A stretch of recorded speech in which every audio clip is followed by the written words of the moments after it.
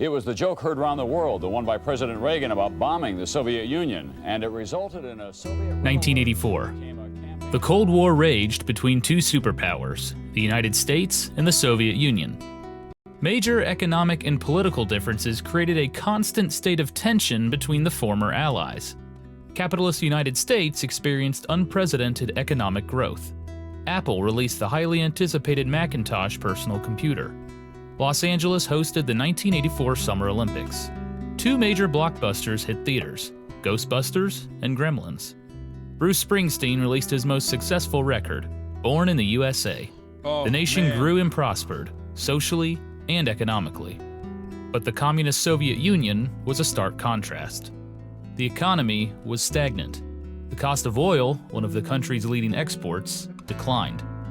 The country boycotted the 1984 Summer Olympics, citing anti-Soviet hysteria. General Secretary Konstantin Chernenko was terminally ill. Mikhail Gorbachev waited in the wings. The country was 5 years into a conflict with Afghanistan. Citizens grew frustrated and had little money. The government enacted sweeping reforms to eradicate dissent and restore order. The two nations couldn't have been more divided. But that summer, a computer programmer in the Soviet Union created something special. It was a puzzle game that took the video game industry by storm and helped break the boundaries between the two superpowers.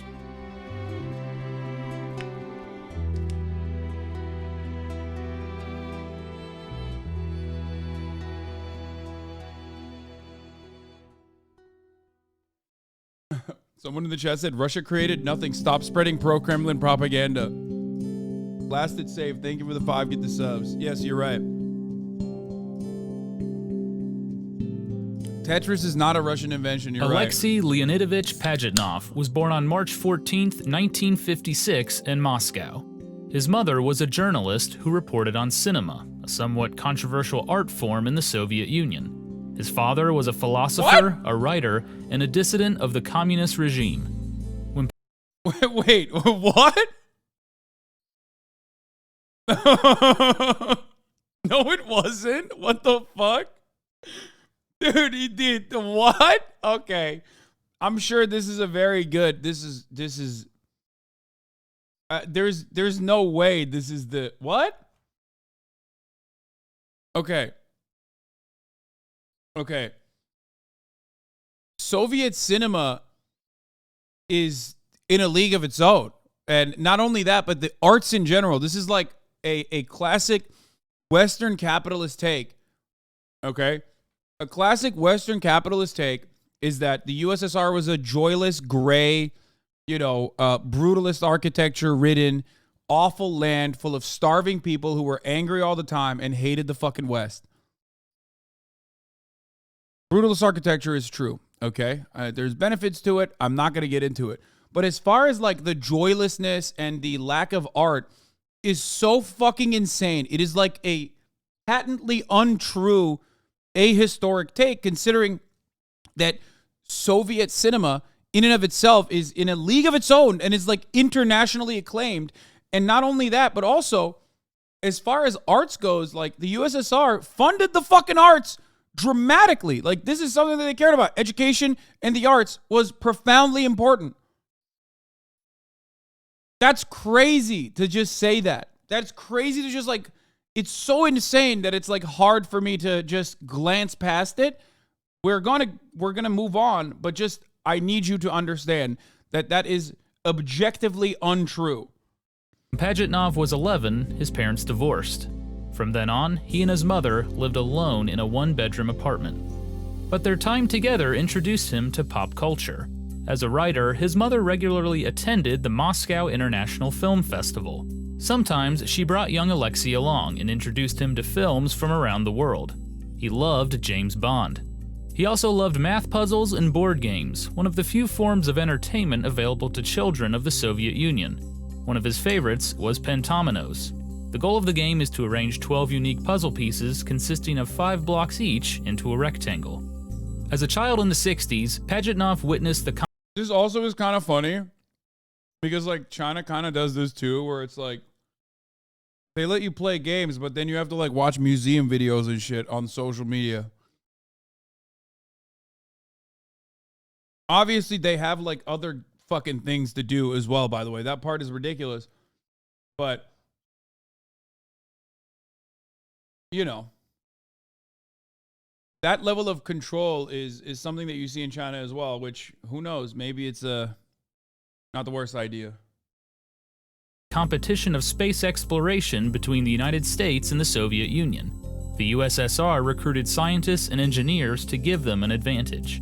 They hoped to draw children into the field by showing off the latest technology.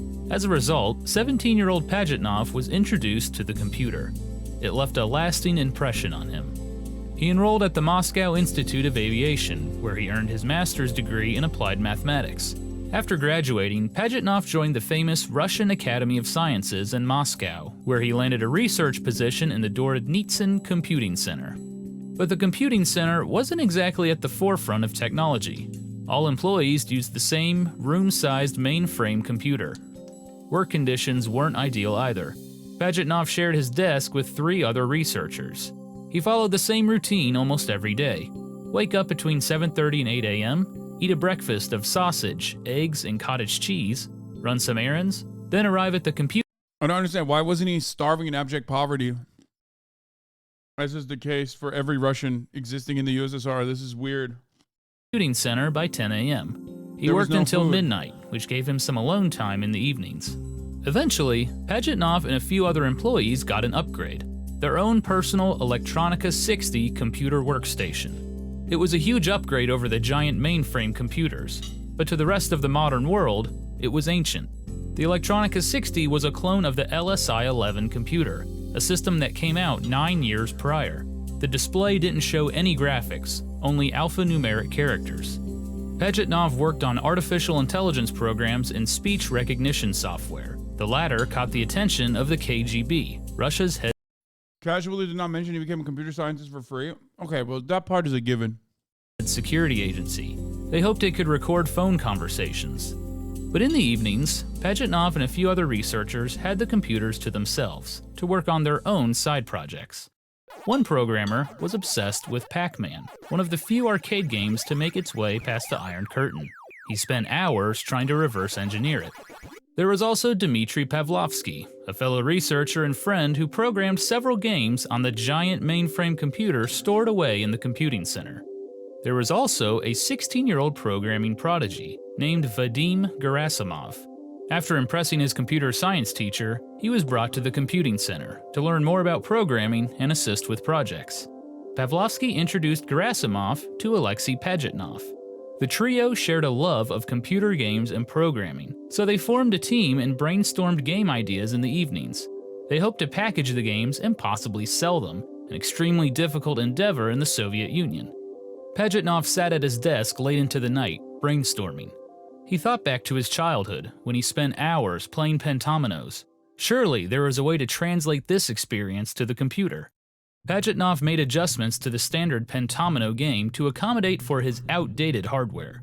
He cut the 5-block shapes down to 4, which reduced the number of pieces from 12 to 7. In 6 days, Pajitnov completed his first version. He named it Genetic Engineering.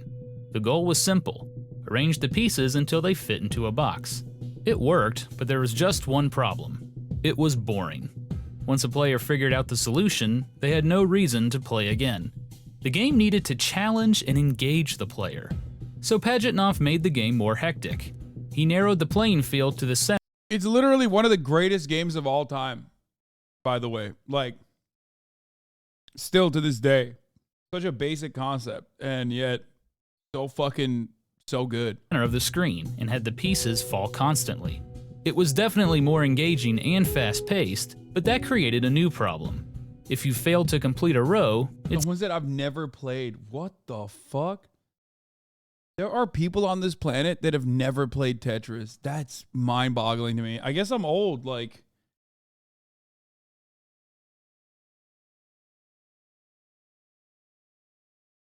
You've never played Tetris? Like, I mean, I had a Game Boy, so like I fucking played a lot of Tetris, you know? It stayed on the screen. If you completed a row, it stayed on the screen too.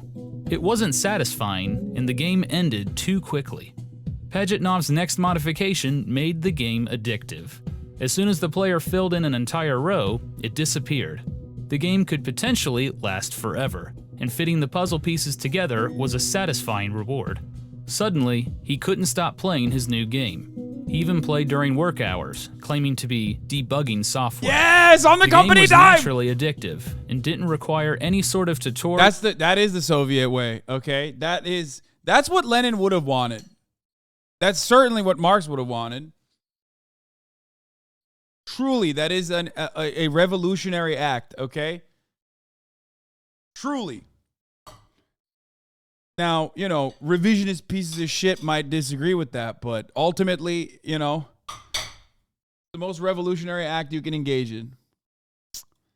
Or explanation. Pajitnov named the game Tetris, combining the Greek word tetra, meaning four, with his favorite sport, tennis. It had a basic scoring system, no sound, and no... By the way, remember, children had no games. Also, he was somehow a fan of tennis. I wonder why or how that happened. Because, again, a lot of value and a lot of emphasis placed on sports. Remember. Extra levels. But it was addictive, and easily the best game in the trio's computer game package. But no one ever imagined Tetris would make it outside the halls of the Dordnitsin Computing Center. It only worked on the outdated Electronica 60 computer. Tetris gained a small cult following at the Russian Academy of Sciences. Pajitnov wanted to expand his audience, but the only way to do that was to program the game for a more commonly available platform, the IBM PC. He approached the 16-year-old whiz kid, Vadim Gerasimov, and asked if he could assist. It would be a somewhat difficult task. Gerasimov needed to rewrite the entire program on a computer he'd never used before. But in only a few days, Gerasimov had a working prototype. He had a fully functional, widely compatible version ready in a few weeks. He added color to the tetrominoes, multiple levels, plus the ability to save your high score. Tetris was more addictive than ever before. However, the dream of selling their collection of games was falling apart. Starting a business, let alone a software business, was highly unusual in communist Soviet Union. Plus, they made Tetris at the Russian Academy of Sciences, which technically made the game government property. Pajitnov, Pavlovsky, and Gerasimov didn't want to see their hard work go to waste. They named their collection of games Computer Funfair and made copies, which they distributed to whoever was interested. Wait. But the two things that he just said in succession literally they do not go along with one another. On the one hand, he's saying like these guys wanted to make fucking money off of their IP. And on the other, he's saying that they gave it to everybody for free because they wanted everyone to enjoy it. And also, it is literally government property, government funded, made on the government dime. It makes perfect sense. Remember, guys, there's nothing wrong with this. There's nothing wrong with the government doing this, especially when it comes to medicine. One such person was Vladimir Pokyilko, Alexei Pajitnov's friend and a clinical psychologist at the Moscow Medical Center. When he fired up Tetris at his workstation, he immediately recognized the addictive nature of the game. As rows of blocks disappeared, it gave the player an emotional high, fueling them to keep playing. Pokyilko made copies of the game for his fellow employees. Soon, the entire psychology department... One of the most important parts of this entire conversation that is going completely unnoticed, and it's one that I hope leftists are immediately trained to recognize, is one foundational principle that absolutely eviscerates every capitalist argument. Okay? The profit motive is later put into the conversation. He did not make this video game because he wanted to make profit. He made this video game because he was fucking bored and he wanted to make a video game. Because innovation is not only driven by profit, and that is still something that this person acknowledged as well. And that's something that people need to understand. But in America, in our hyper-capitalist dystopia, people only fucking think that innovation is driven by the profit motive. Okay? This dude, quite literally,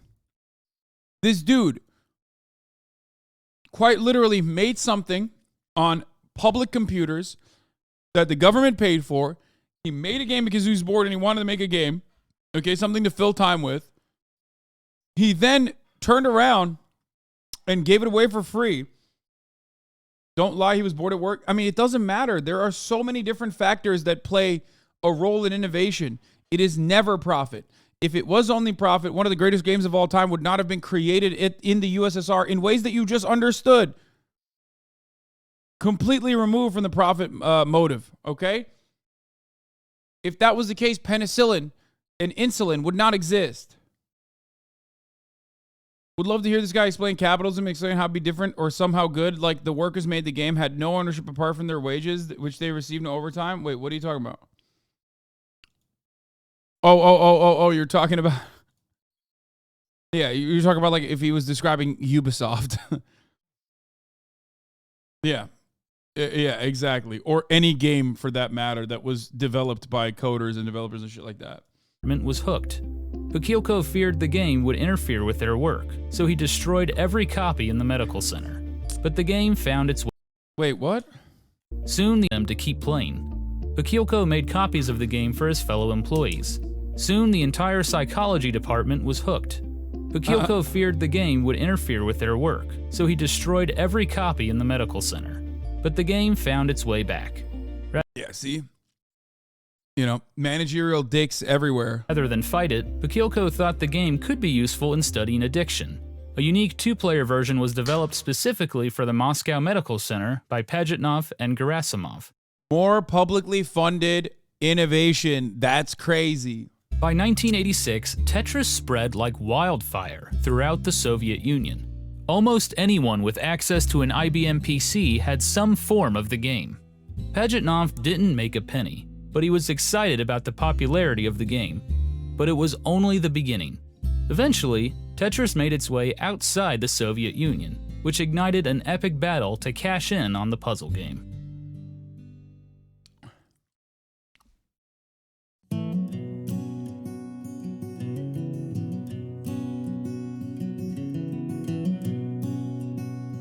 I don't know, bro. You're kind of making it seem like capitalism is like bad or something. It kind of gave us everything we have. It's why you have your house law. Workers built this house, motherfucker. Not capitalists. Not a single fucking capital owner built this house. It was workers who built this house. Shut the fuck up. Anyway. I'm sure that guy was just joking. With its simple and addictive gameplay mechanics, Tetris took over the free time of Soviet workers. One such person was Alexei Pajitnov's boss. He shared a copy with some colleagues at the SCKI Institute of Computer Science in Budapest, Hungary. They loved it. Yeah, there's a lot of parts that are just like kind of being not talked about, like how the government saw this thing and recognized ingenuity, even with like how much bureaucratic red tape existed, even in the science area, right? Even at a time when the country is not like exactly doing well, and decided to further fund this guy's like passion project. There's no avenue where this can happen under a capitalist organization of the economy. It doesn't. You have to literally turn around and fucking make an argument as to how this will generate more value, generate more profits to the fucking company itself, who will then take the IP anyway. Notice how it is spreading before it can copy for free and be motivated to change it for the better. Students at the Institute even ported the game to the Commodore 64 and Apple II, two popular home computers in the Western world. With that, Tetris officially crossed the Iron Curtain. In a sense, Hungary was the Western world's closest connection to Soviet life. It was under communist rule, but after the 1956 revolution, the Hungarian government passed major economic reforms to create a more open, free market. One of Hungary's most popular exports was the Rubik's Cube, created by Erno Rubik in 1974. Hungary was the place to go for business people looking to license Eastern products to Western audiences. One such businessman was Robert Stein, owner of the British software company Andromeda Software. After selling computer hardware in the 80s, Stein switched to a much more profitable business, selling software. But rather than look for potential new games in the UK, bro, this guy says, yes, the government funding, etc. is great, but weren't people suffering and dying from hunger in the meantime? You literally just missed the part of the video where the guy was talking about his fucking normal-ass diet. No, they weren't suffering from hunger in the meantime, dude.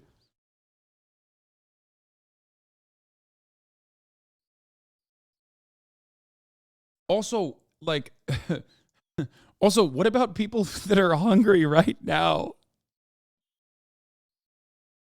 Like, dude, we live under a global capitalist organization of the economy, and 14 million die every year due to famine-related diseases and famine directly.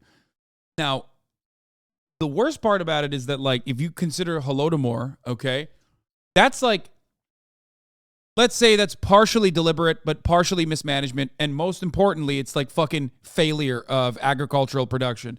We don't have that anymore, and 14 million people die every fucking year. The only problem you need to solve, the only problem, is literally a matter of logistics. That's it. And we just don't want to solve it, because that would hurt the bottom line of agricultural producers. So it's like literally worse. It is objectively worse. It is also deliberate. It is perfectly deliberate. Anyway.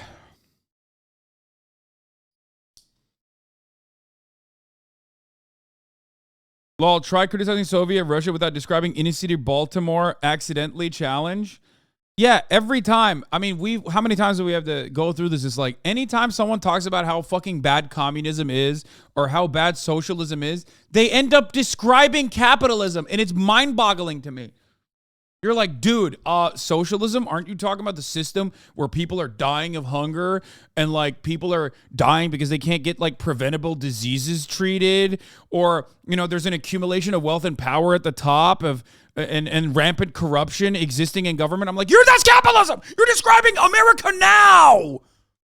You're describing the United motherfucking States of America right now, today, in this very moment. Socialism is so bad. I heard they made the children that went to school literally do labor to pay for their fucking meals, dog. Oh, wait, that's not what's happening. That's happening right now in Philadelphia. That's crazy. Dude, I heard USSR is so bad about child labor that, like, they literally had to reinvent new ways of making child labor happen in the USSR because of the labor shortage. No, that's in America. That's Ohio. That's Minnesota. That's Arkansas. Today, right now, 2023. That's Iowa. Oh. It's not the same because communism makes us really mad.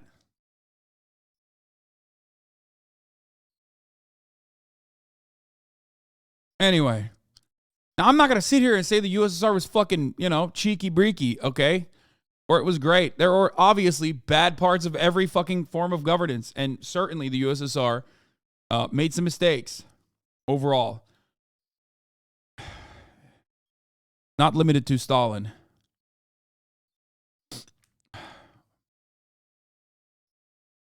But, the idea that it's like, objectively evil, where America is a source of good, is so funny.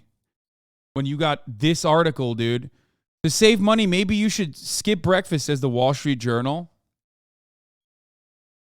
People talk about the living conditions in the USSR. Meanwhile, like, look at the living condition next door, man. Like, look at outside of your immediate circle in your, like, Connecticut McMansion neighborhood.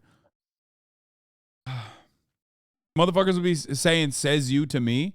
But, like, at least I acknowledge it. I recognize it.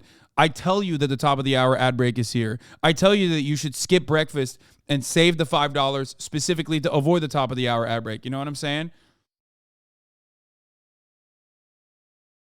These guys are trying to normalize saving money by skipping breakfast and eating less. I'm trying to normalize the top of the hour ad break and how punitive it may seem unless you're subscribed for $5 or for free with a Twitch Prime, or if you're lucky enough to get gifted a sub. Here's the 3-minute ad break. Now, let's get back to the fucking Tetris video. Holy shit, I keep sidestepping so much. K, he found his talent in his native country of Hungary. His business model was simple. Find a game, sell it to a publisher in the West, and collect royalties on the sales. Stein frequently visited the SZKI Institute of Computer Science for new titles, and in 1986... Thank you, The Raging Hoppa, for the 10 gifted subs, allowing 10 people to no longer see the ads. Top of the hour. He noticed someone playing a game in the corner of the computer lab. It was Tetris. "What the hell is this?" he asked. "Oh, it's just a game," an employee replied. Intrigued, Stein tried the game for himself. He wasn't a gamer, but he couldn't stop playing Tetris. Prime. Thank you for the 20 It was gifted. a surefire hit. He immediately went to the director of the institute and inquired about licensing. But the Thank you, WeGotMedicalWaste.com for the 5 gifted subs as well.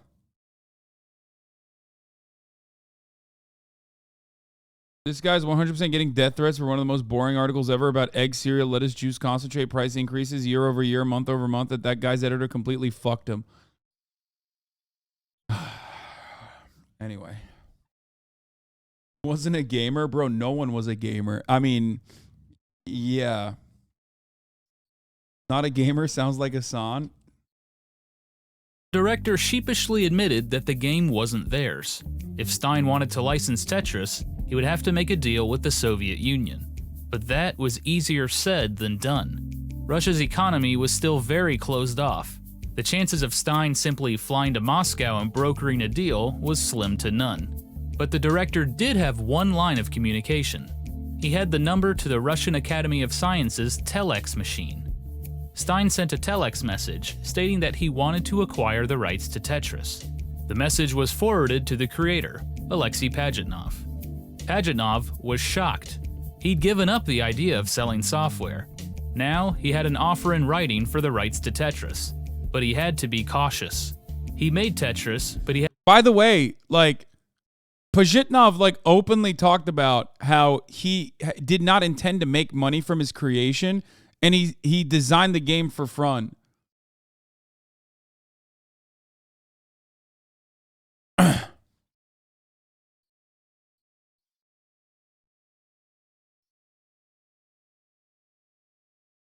I just want people to understand that, because they keep there's a hammered in narrative. There's a hammered in narrative here, even here, when it's probably the closest you'll get to an objective assessment of the situation, and I even there it's there's this idea that it's dude, he wanted to do it for profit. Not saying that he shouldn't profit, okay? I don't have an issue with that. What I'm trying to state here is that ultimately this creation didn't come from the profit motive.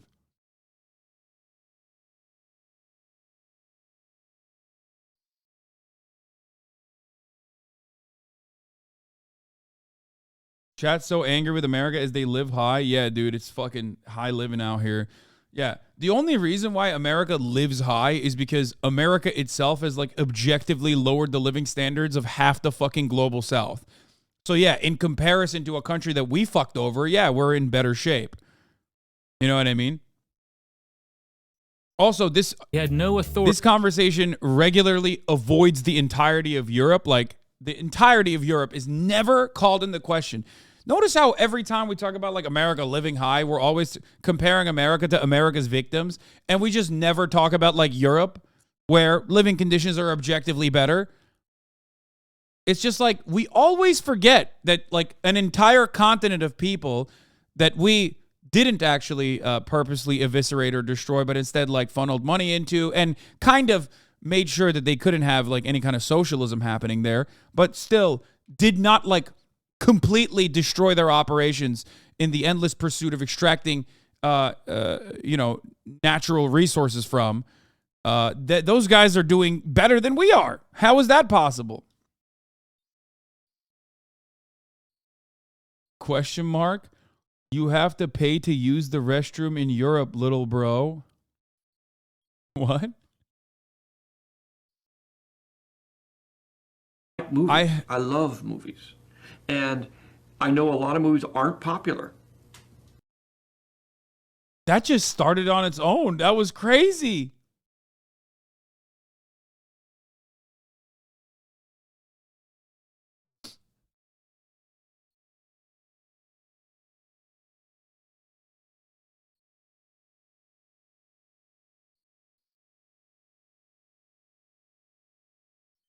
Anyway, let's continue. To negotiate for the rights to the game. We could do nothing for personal gain, he said. It would, however, be a huge accomplishment to have a game published. After several weeks of getting translations and the proper authorization, Pajitnov sent the following reply. Yes, we are interested. We would like to have this deal. For Pajitnov, it was a way of saying, let's talk more about this. He didn't want to commit for fear of discipline from his government, but he didn't want to shut the door either. But to Robert... Bro, this motherfucker just wanted people to play his game, dog. He wanted people to play his game. Stein, it was a verbal agreement. As far as he knew, Andromeda Software could find a buyer for Tetris. Stein immediately went to one of his go-to publishers in the UK, Mirrorsoft. Mirrorsoft was the software division of the massive Maxwell Communications Corporation.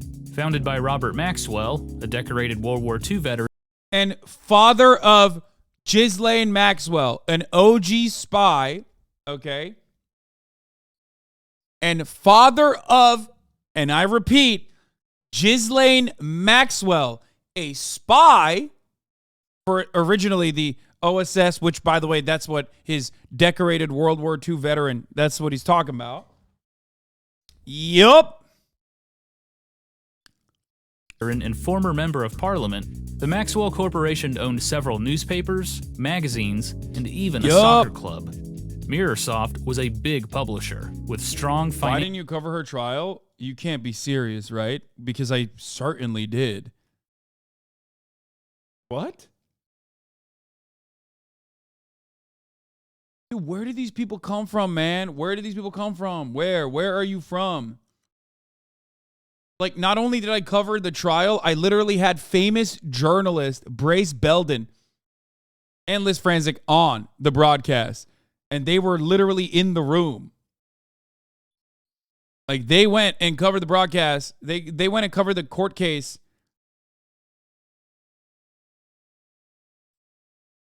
In person, because they're reporters, they're journalists. Anyway, let's continue.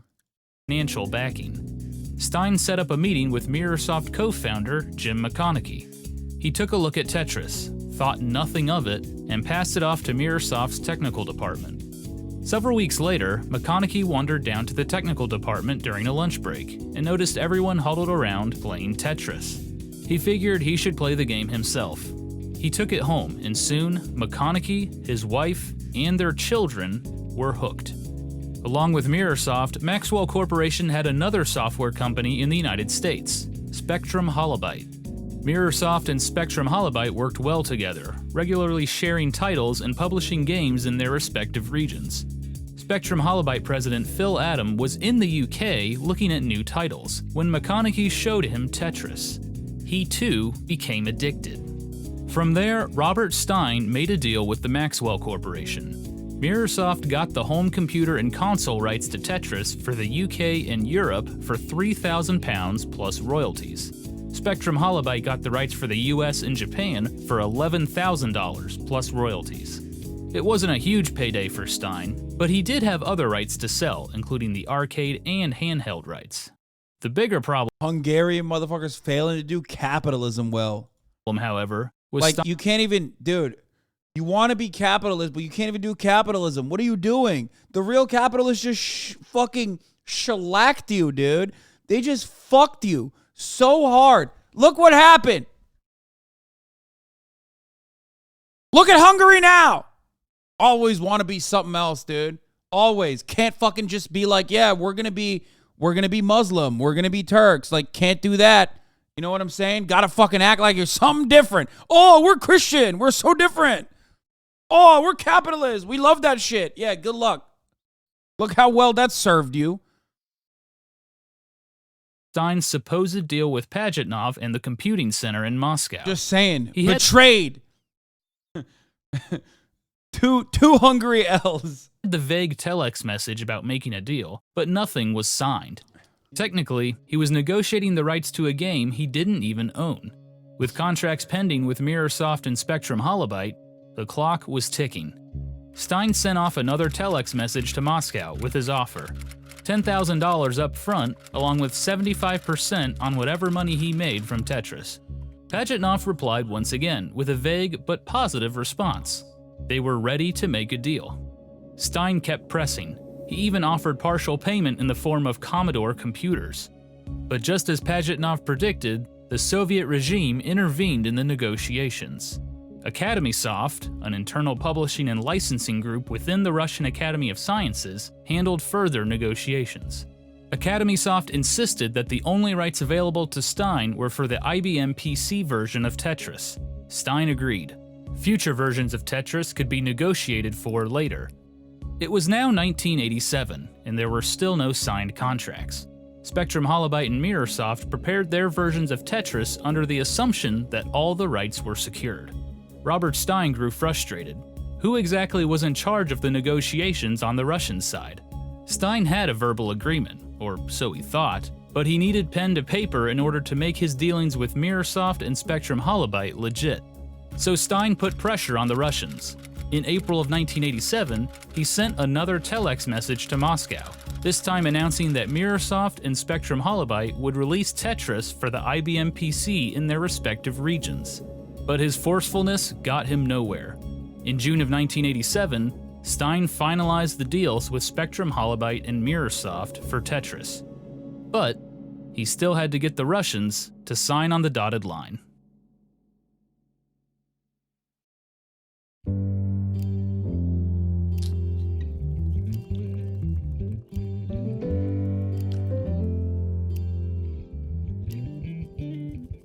Robert Stein assured Spectrum Holobyte and Mirrorsoft that he would secure a deal with the Russians, so the two companies moved forward with Tetris.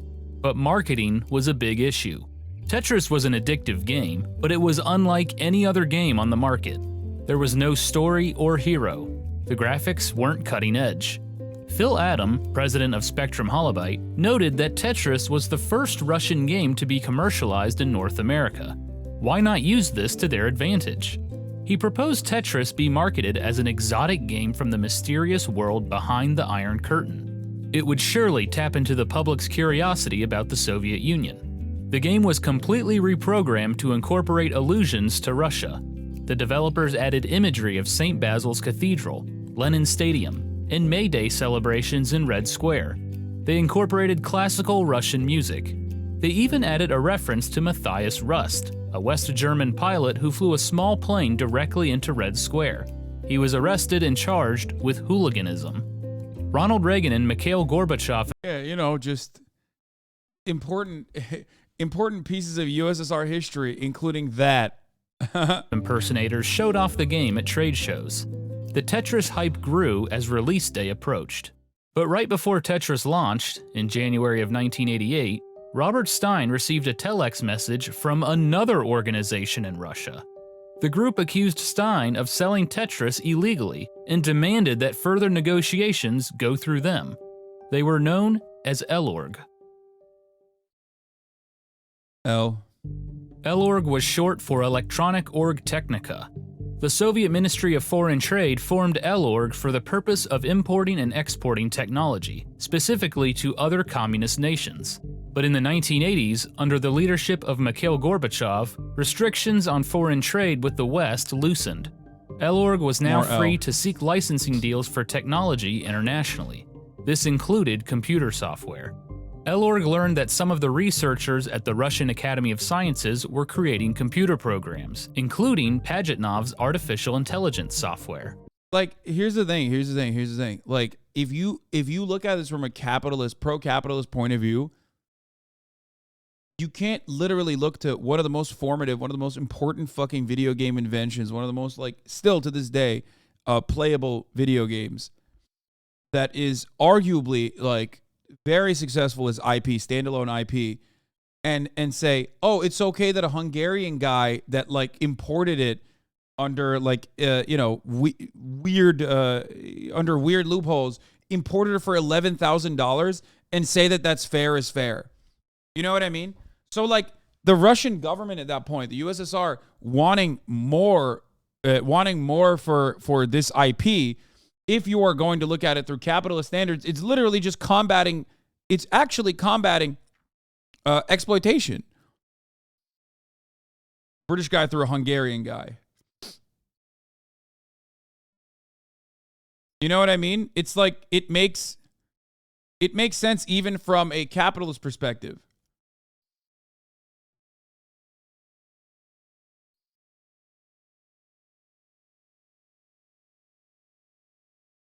Elorg met with Pajitnov to see if the program could be sold internationally. During the meeting, Pajitnov casually mentioned Tetris and how he and Academy Soft had trouble getting a licensing deal with Robert Stein.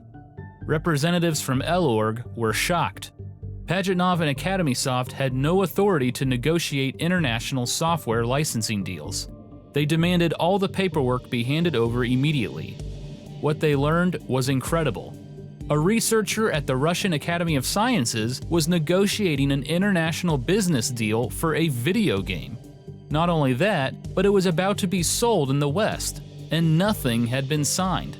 From that point on, Elorg was in charge of all negotiations for Tetris. They asked Robert Stein to come to Moscow to explain himself.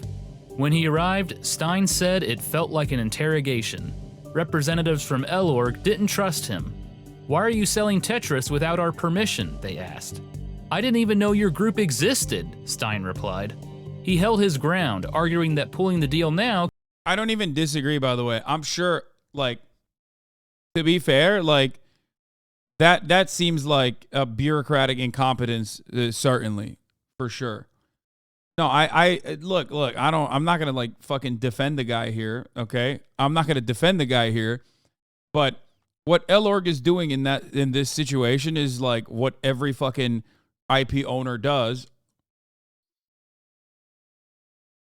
So, I don't even disagree with Robert Stein.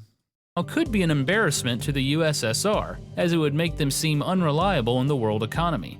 The two sides went back and forth in what seemed like a never-ending game of tennis. Elorg wanted final approval over any of the games. Stein wanted the rights to all home computer systems, not just the IBM PC. The two sides continued to negotiate. Nothing had been signed. But in the West, Tetris moved forward. On January 29, 1988, Spectrum Holobyte released Tetris for $34.95. It came in a red box with the word Tetris written in Russian in bold yellow characters. It stood out from the other games. The Russian marketing angle worked brilliantly. Spectrum Holobyte sold 100,000 copies in the first year. Jesus in the UK, Christ. Mirrorsoft sold fewer, but still a sizable amount. Then again, they also removed a lot of the Russian imagery from their version. The reviews were glowing. Tetris is so simple to learn that you'll know all the rules 5 minutes after opening the box. But it's so intriguing to play that This is why, like, cryptocurrency scams are just a microcosm of the kind of shellacking and a kind of ass fucking that happens under capitalism regularly. Guy makes a game because he wants to have fun. He wants to just spread it, okay? He's like, this is fire. I think I got something dope here. I want everyone to be able to play it, okay? Then, through two different protocols, two separate layers of people get ass fucked up the capital extraction line, ultimately with like the corporation that finally ends up with the IP just selling it for $34.99. Okay. Meanwhile, the USSR is still trying to. Fucking at this stage make more money, demand more money off of the IP that like these people got through illicit means. that once you've started, you'll be spending many hours in front of the computer screen, so many that you'll begin to wonder if Tetris isn't really part of a diabolical plot, hatched in the evil empire to lower worker productivity in the United States. Dennis Lynch, Chicago Tribune. As computer games go, it is simple and addictive. Critics say it lacks the guns and explosions and mayhem that appeal to young connoisseurs of American entertainment software. But then, Soviet software is apparently softline. Peter Lewis, The New York Times. Tetris fever enveloped the West and was being played at home and at work. Spectrum Holobyte even added a boss key to the game. Pressing the escape button would quickly bring up a blank command prompt. To Spectrum Holobyte and Mirrorsoft, it was a resounding success. But Robert Stein was nervous. His deal with the Russians was still in limbo. Spectrum Holobyte and Mirrorsoft began porting the game to other computer platforms. But finally, in May of 1988, 4 months after Tetris hit the market, Elorg and Robert Stein made a deal. Andromeda Software got the rights to Tetris for home computer systems. They also got the rights to port Tetris to, quote, different types of computers. To Stein, this meant home consoles as well. Elorg received an undisclosed amount up front, as well as royalties on every game sold. Stein breathed a sigh of relief. He quickly phoned Jim McConaughey at Mirrorsoft, confirming the deal was officially done. When McConaughey asked about the arcade and handheld rights, Stein assured him that deal was imminent as well. From there, they wove a tangled web of sublicenses that would ultimately turn into a ferocious battle over who could do what with Tetris.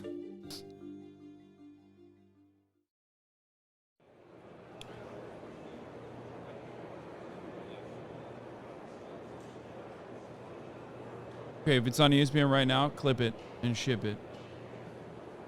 In January of 1988, Spectrum Holobyte showed off their new product at the Winter Consumer Electronics Show in Las Vegas. Spectrum Holobyte president Phil Adams stood proudly on the showroom floor, displaying Tetris to a long line of attendees. Standing in that line was Hank Rogers, owner of Hasan Japanese is game at the publisher NBA Bulletproof All-Star Software. Celebrity Game. Rogers was born in the Netherlands, but grew up in the United States. While in college at the University of Hawaii, he fell in love with a Japanese woman and moved back to Japan with her. From there, he got into game development and formed Bulletproof Software.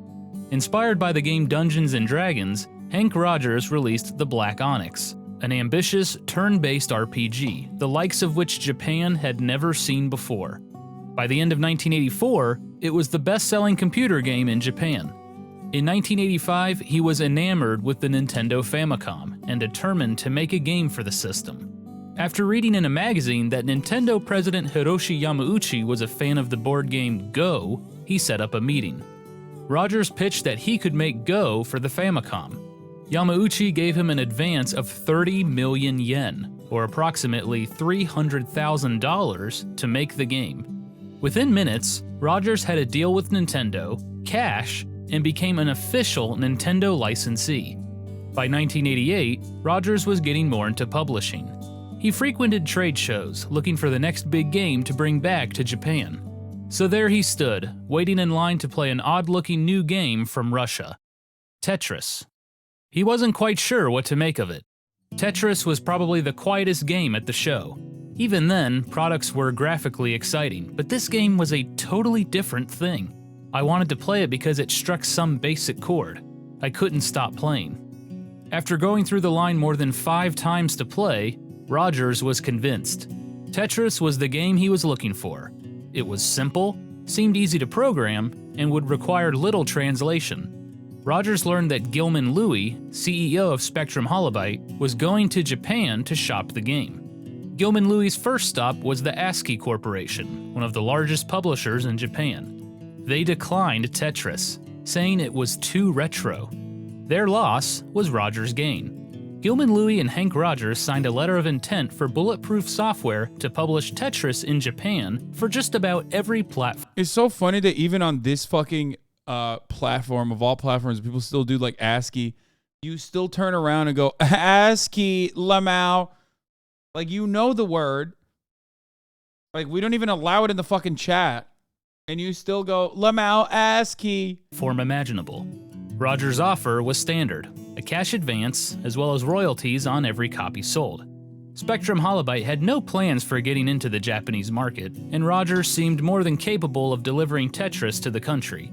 When Gilman Louie phoned Jim McConaughey at Mirrorsoft to tell him the news, he received a surprise. Rogers couldn't have the console and arcade rights for Japan because those were already sold. The buyer was Atari Games, which planned to publish the games under their subsidiary, Tengen. Like everyone else, engineers at Atari Games were playing the PC version of Tetris and were addicted. It became common water cooler talk at the office, which motivated Atari Games to grab the rights. To make matters worse for Rogers, Atari Games got it for a steal. In exchange for console and arcade rights in Japan and North America, Atari Games gave Mirrorsoft the PC rights to Blasteroids, a shallow update of the arcade game Asteroids. No royalties or cash to consider. Gilman Louie was furious, but there was nothing he could do. Mirrorsoft had more power thanks to their direct connection to the Maxwell Corporation. Louie phoned Hank Rogers to give him the news. Rogers could have the PC rights, but if he wanted the console and arcade rights, he would have to contact Atari Games. When Rogers contacted them and inquired about the rights, Atari Games declined. Undeterred, Rogers flew to California and camped out in the Atari Games parking lot. He waited for an opportunity to talk to their president, Hideyuki Nakajima. As Nakajima was leaving for the day, I just want to point out one thing and one thing only. Not a single piece of this invention was fundamentally changed, and yet millions of dollars have exchanged hands at this point. And ultimately, when it was inside of the borders of the USSR, it was just, freely distributed, given to people for fun times. And it is such a perfect demonstration. It is such a perfect example. Not a single piece of what makes the game so brilliant, so unique, so replayable has changed at all. They added a little bit of fucking ticker tape. They added a little bit of seasoning on top of it. And millions and millions of dollars of exchange hands so far with no fundamental differences to what makes the game unique. Don't ever talk to me about how capitalism is innovative ever again. Okay? It is just an entire fucking sea of middle managers trying to generate value as they move the same product up the fucking food chain and all the way down back to the food chain. Capitalism's only innovation is creating new profit centers, sorry. Rogers swooped in and made his sales pitch. Eventually, Nakajima agreed to a meeting. Over a sushi dinner, the two businessmen hashed out the details. Nakajima couldn't sell the arcade rights. He had already sold them to Sega, but he was willing to sell the console rights in Japan. Nakajima didn't care too much about having the console rights in Japan because he was focusing on the North American market. The price tag was steep. Rogers had to cough up $300,000 for the console rights, but he was confident the game was a hit. However, initial sales in Japan were low. Bulletproof Software only received 40,000 orders. Rogers contacted Nintendo president Hiroshi Yamauchi in hopes that he could help push the game. Yamauchi was curious, so he passed Tetris down to one of his designers, Shigeru Miyamoto. Several days later, Yamauchi asked Miyamoto if Tetris was a good game. "Yes," replied Miyamoto. When Yamauchi asked why, Miyamoto responded, "Because your secretaries and accountants are playing it." With that, Yamauchi understood Tetris's universal appeal, and he agreed to help push sales of Tetris. Orders increased from 40,000 to over 200,000. On December 22, 1988, Bulletproof Software released Tetris for the Nintendo Famicom, where it became their best-selling game of all time, selling 2 million copies. But it added yet another branch to a complicated tree of licensing and sub-licensing. Everything hinged on one contract: Robert Stein's deal with the Russians at Elorg. And that deal was in jeopardy. Yeah. It's just literally the game has not fundamentally changed at this point. The guy who made it just wants to have fun, just wants other people to have fun. The Russian government's like, okay, well, if you guys are making money off of it, let's get some of that back, okay? Meanwhile, it's just layers upon layers of distribution rights that these people are fighting on, okay? Tell me which part of that is where capitalists are doing a good job. It's just a bunch of fucking ruthless vultures every step of the way trying to get a piece of the fucking pie. In 1988, Nintendo was on top of the video game world. They were on pace to sell 7 million Nintendo and By the way, the reason why I'm mentioning this is because I need everyone to understand something, okay? There are a couple fundamental principles that just remain true in this story, and it's a perfect demonstration of said principles. Okay, number one, the thing that fosters innovation is not the profit incentive, is not the profit motive, contrary to popular opinion, okay? There are plenty of instances where, like, innovation has come not as a consequence of profit motive, but because people just either wanted to cure boredom or wanted fucking to cure an illness, okay? So that is really, really, really important, okay? That's something that I hope everyone understands. Number two, as far as innovation goes, also, you can do it via public funding, okay, without the profit motive in mind. This and a litany of even things that were created in the West under public research, publicly funded research, is proof of this as well.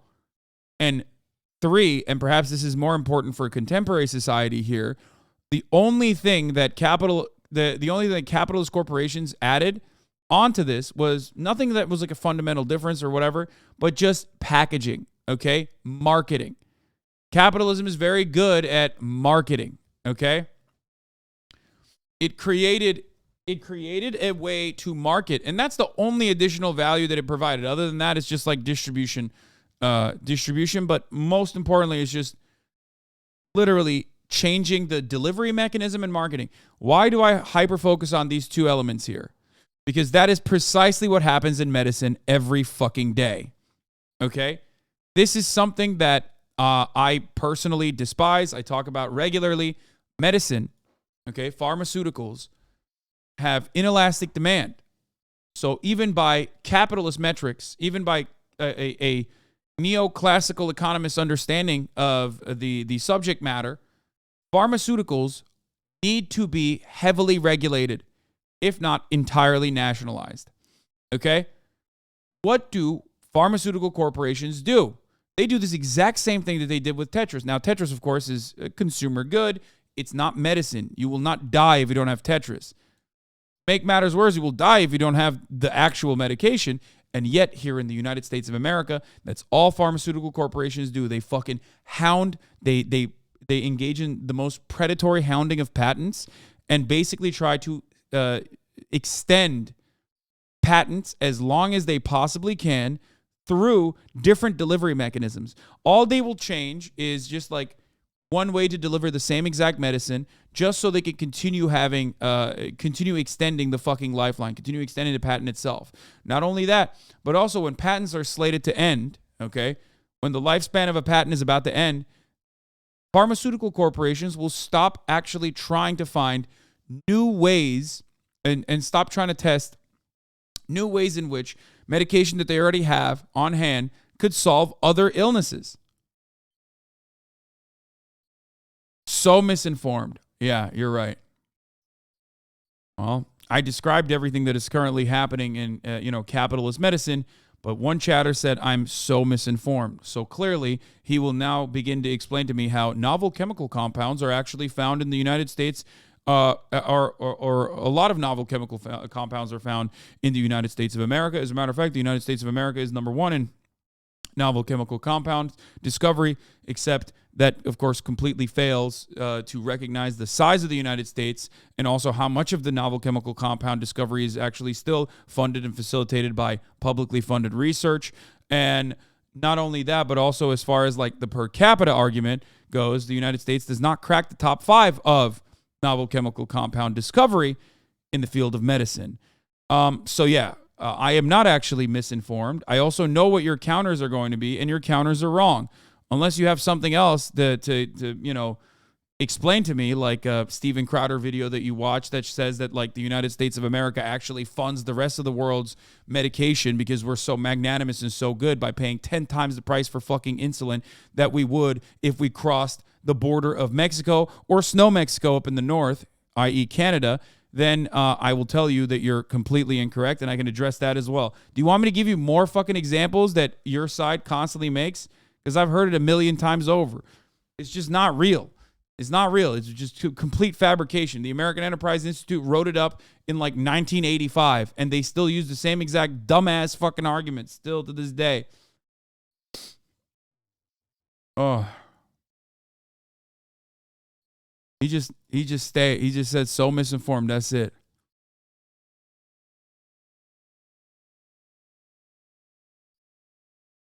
Come on, man. Give me something. Anything. What happened? Did you say so misinformed and die of an aneurysm? Insulin was discovered by 2 snow Mexicans. Don't forget it. Yep.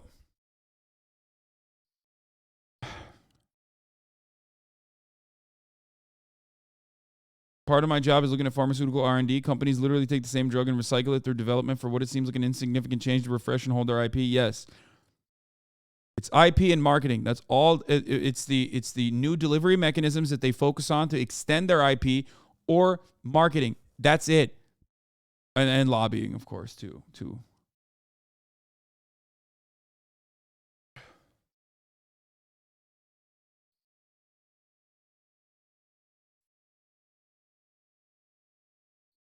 I just want to hear what this guy has. He might have something. Entertainment systems that year. Industry experts predicted the market for Nintendo games was larger than all home computer software. And they weren't done yet. Waiting in the wings at Nintendo of Japan was a new system, the handheld Game Boy. In North America, it was standard to package new Nintendo consoles with a game. But which one? In December of 1988, Hank Rogers was meeting with Nintendo of America president Minoru Arakawa at their headquarters in Redmond, Washington. When Rogers heard about their situation, he suggested Tetris. If you include Mario, the Game Boy will be for little boys. But if you include Tetris, the Game Boy will be for everybody, he said. Arakawa was intrigued. He heard about the success of Tetris for the Famicom in Japan. Tengen was preparing to release Tetris for the Nintendo Entertainment System in North America, but the handheld rights were still up for grabs. Rogers was more than happy to help. He knew he could make millions in this deal, especially if Tetris was a pack-in title. After his experience getting the Tetris rights in Japan, he knew that Robert Stein was the man to talk to. Rogers called Stein and inquired about the handheld rights to Tetris. He offered $25,000 in advance. Stein, who still didn't have the handheld or arcade rights, was also fielding calls from Mirrorsoft asking for the handheld rights. He was wishy-washy in his response. He would have to check with the Russians and get back to Rogers. But Stein was about to hit another roadblock. Somewhere in the tangled web of licensing, Elorg wasn't getting paid. They tasked their new director, Nikolai Belikov, with sorting out the mess. Belikov was a large man with a reputation for being cutthroat. Pajitnov described him as an excellent actor. He was a worthy negotiator. Belikov read Stein and Elorg's contract, which was signed in May of 1988. It promised payment within 3 months. The payment was now 3 months overdue. Man, that's crazy. They're making millions and millions and millions of dollars off this fucking IP at this point, and they haven't given a single dime to the USSR. That's wild. Stein was stuck.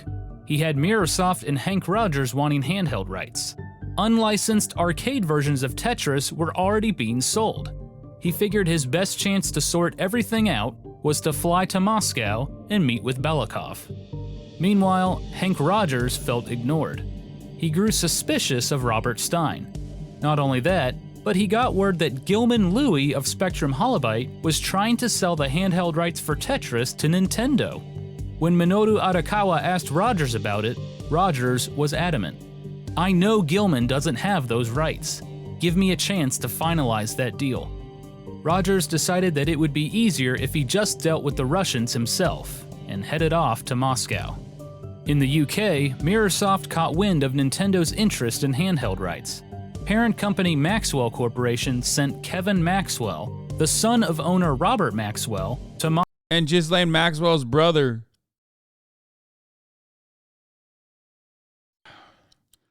Dude, it's like the best parts of the story are like this, okay? USSR, Pajitnov's like, childhood, what made him create Tetris, and then every other part of it has just been like the actual bureaucratic. Are you serious when you keep saying that? Yes, bro. Yes. That's not a joke. What the fuck? No, I'm not joking. Robert Maxwell is Ghislaine Maxwell's father. What the fuck? Like, Jeffrey Epstein's Ghislaine Maxwell. Yes. They already mentioned it. Robert Maxwell, OSS agent, decorated World War II veteran. Robert Maxwell, who, owns fucking, what do you call it? Like a bunch of newspapers? Yeah. Moscow. Maxwell Corporation had connections with Russian diplomats and would CIA have much and more power Mossad securing the handheld and arcade rights.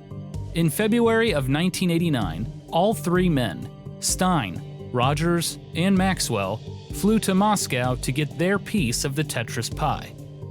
The battle for Tetris was about to begin.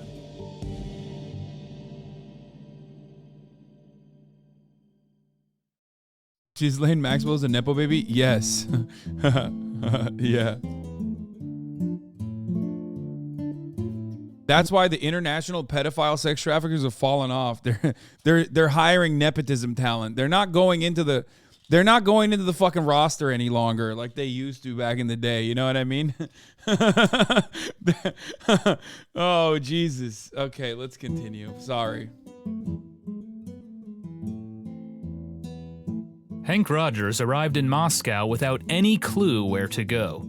He knew Stein was negotiating with Elorg, but he had trouble finding their whereabouts. At first, he tried to make friends by playing Go with some locals, but that got him nowhere.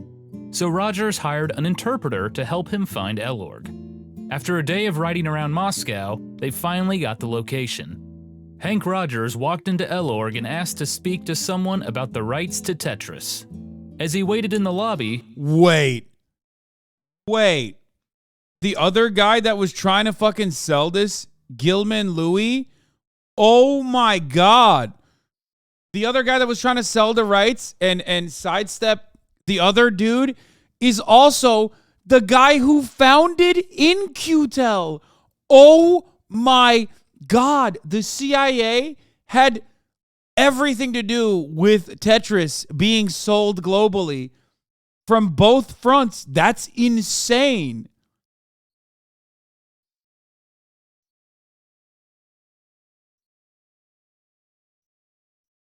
Oh my God. Oh my God. For those of you who don't know, In-Q-Tel is the CIA venture capital fund. Okay. It is a multiple billion-dollar for-profit venture capital firm based in Arlington, Virginia. It invests in high-tech companies to keep the Central Intelligence Agency and other intelligence agencies equipped with the latest information technology. Some of their funding includes, I believe, if I'm not mistaken, Google Maps. Right? Yeah, In-Q-Tel sold 5,636 shares of Google worth over $2.2 million in November 15, 2005. The shares were a result of Google's acquisition of Keyhole, Inc., the CIA-funded satellite mapping software now known as Google Earth.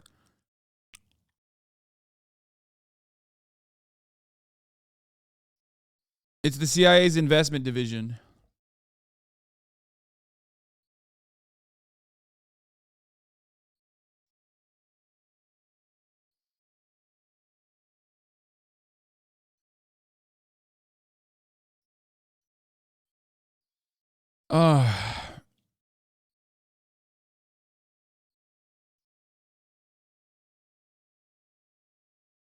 What the fuck? This led to Google Earth? Yes, the CIA-funded satellite mapping software is now known as Google Earth. Keyhole, Inc.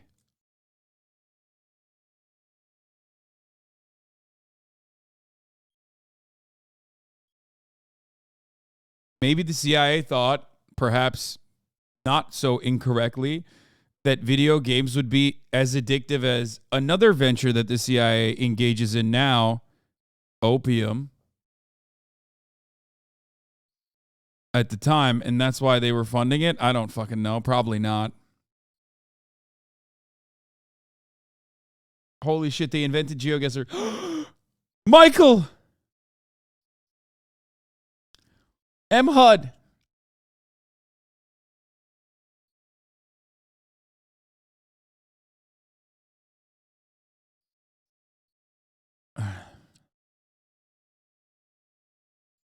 Was In-Q-Tel around before 1999? No. I mean, not officially at least.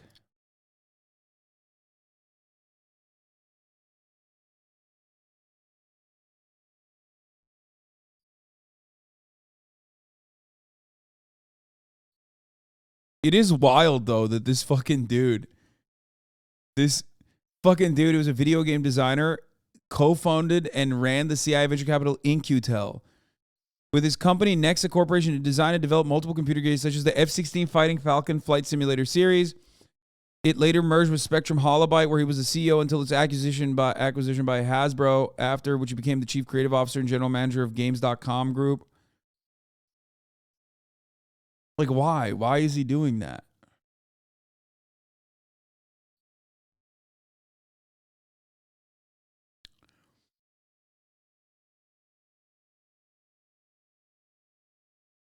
Look at the Intercept link. Oh, they wrote a piece on Gilman this week. White House-linked venture capital fund boasts China war would be great for business. Nice. A representative from America's Frontier Fund said that a kinetic event in the Pacific would be very good for its bottom line.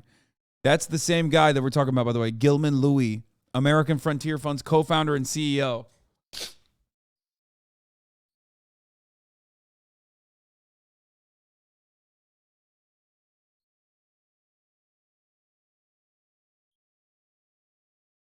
Following the panel discussion, Tom spoke with a gaggle of other attendees and held forth AFF's investment in so-called choke point sectors that would spike in value during a volatile geopolitical crisis, like computer chips or rare earth minerals. It turns out, according to the audio published by Polson, that a war in the Pacific would be tremendous for AFF's bottom line. If the China-Taiwan situation happens, some of our investments will 10x like overnight, the person who identified as Tom said. So I don't want to share the name, but the one example I gave was critical component that the total market value is $200 million, but it is a critical component to a $50 billion market cap. That's like a choke point, right? And so if it's only produced in China, for example, and there's a kinetic event in the Pacific, that would 10x overnight, like no question about it. There's a couple different things like that. AFF is surely not the only venture fund that would see the stratospheric returns throughout their portfolio in the case of destabilizing global crisis, like a kinetic event in the Pacific, that is to say, war. Unlike most other investment firms, though, AFF is closely tied to the upper echelons of American power, the very people who would craft any response to such a war. Gilman Louie, AFF's co-founder and current CEO, serves as the chair of the National Intelligence University, advises Biden through his Intelligence Advisory Board, and was tapped for the State Department's Foreign Affairs Policy Board by Secretary of State Anthony Blinken in 2022. Louie previously ran In-Q-Tel, the CIA's venture capital arm, like we just talked about. It is fucking bananas how, like, we were watching a random goddamn video from a YouTuber about how Tetris was sold to capitalists from the, and that story led to, well, actually, technically, we watched an Apple Plus trailer that greatly mythologized and put a Western capitalist at the fucking forefront of, like, selling Tetris as this IP that the creator always wanted to sell, but the USSR was like scarily stopping him from doing so, into a 59-minute video that basically details that was not the case, and that the Western capitals were just stealing the fucking IP without like giving anything back to the USSR. That and bits and pieces have shown not one but two different spooks, one for the CIA and the other for both the CIA as well, Mossad, and also the British intelligence. What is it, MI5? Is it MI6 or MI5? I don't fucking know. Whatever, who cares? It's the UK. Major L for them. Anyway, Robert Maxwell, MI6. He could feel the tension. You don't walk into a place like that uninvited, he said. When Belikov was told a foreigner from Japan had come to discuss Tetris, he was surprised. It was against government protocol to meet with foreigners without proper clearance, but Belikov was curious and decided to meet him. If nothing else, having a third bidder for Tetris would help in his negotiations. Belikov met Rogers in the lobby. "Who are you?" he asked. Rogers took out a copy of Tetris on the Famicom and handed it to Belikov. "We are the biggest publisher of Tetris in the world right now," he boasted. Belikov looked at the game, confused. As far as he knew, no one had the console rights to Tetris. "Elorg hasn't given video game console rights to anyone," Belikov barked. Rogers made his case, explaining the chain of licensing and sub-licensing that gave him the rights. Elorg, to Andromeda, to Mirrorsoft, to Tengen, to Bullet. Dude, come on. You can't look at this and be like, wow, capitalism, so innovative. Proof software. Belikov was confused. He had never even heard of Tengen. The only rights were transferred to Andromeda Software, and only for using Tetris on personal computers. You are illegally And even he didn't get, they didn't even get the money for that. selling something that doesn't belong to you, he said. Rogers had come to Moscow to secure the handheld rights, but now he was in danger of losing everything. Either I'm going to come out of here with the rights to Tetris, or I'm going to be in some gulag, he thought. After some discussion, Rogers and Belikov set up a meeting for the next day. The next day, Hank Rogers arrived at Elorg and was ushered into a large room with a massive table. On one end of the table was Elorg's negotiator Nikolai Belikov, Tetris creator Alexei Pajitnov, and several members of the Elorg team. Hank Rogers sat alone on the other side. Usually his sales pitches touched on his close connection with Nintendo and how they had a majority of the video game market share. But the Russians didn't know anything about Nintendo or the video game market. So he shifted gears and gave them a crash course on the video game business. Elorg showed Rogers their original contract with Robert Stein of Andromeda Software. Rogers scanned it and found the line that was causing all the trouble. What gulags were there in the late 80s? Okay, dude, it's like the same. Listen, it's only a work camp or a workers' prison or a gulag if it's in Russia. If it's literally state-sponsored slavery in the form of like, slave labor in our prison system, that's different, okay? You have to understand. In the 80s, like the gulag in the way that you understand it does not exist. In the 80s in America, plantations in the way that you understand it still existed, by the way. But gulag in the way that you understand it did not, but it doesn't matter because now it's like you're still running off the old shit. Contract between Andromeda Software and Elorg stated that Stein had the rights to port Tetris to, quote, different types of computers. To the Russians, this meant exactly that, computer systems. To Stein, the distinction between computer system and console didn't exist. On top of that, Elorg was making pennies on Tetris. It's really funny that, like, on the one hand, Russians are not aware of Nintendo, right? He's saying Russians don't even know what Nintendo is. On the other hand, they're clearly aware of a distinction between personal computers and consoles. Meanwhile, Stein, who literally sells video games to consoles, okay, to platforms, is like acting like there is no distinction between PC and consoles. It's crazy. I'm just surprised that the Soviets had no understanding of what Nintendo is, but they also still absolutely understand the distinction between PC and console, personal computers and consoles. A percent of a percent. It was a horrible contract. Rogers made his case to Elorg, explaining his offer for handheld rights in detail. He offered a fixed amount for each cartridge sold. It was a nice change of pace after dealing with Robert Stein. Pajitnov, in particular, was impressed. Rogers understood the business end of things, but as a former developer, the two were kindred spirits. After Rogers' pitch, Belikov wanted to move forward and asked for a formal offer for handheld rights to Tetris. Write everything down, he said. Belikov then asked Rogers when he would be back in Moscow. Either I leave with the deal or without the deal. I'm not coming back, Rogers replied. After the meeting, Hank Rogers and Alexei Pajitnov continued talking. Somehow we liked each other almost immediately. He was the friend I was looking for in Russia, said Rogers. That night, Pajitnov showed Rogers around Moscow. They explored the city, drank vodka, and discussed ideas for a sequel to Tetris. For Pajitnov, it was refreshing to have a casual conversation about his creation. He offered me nothing and asked for nothing, he said. The two formed a friendship that would...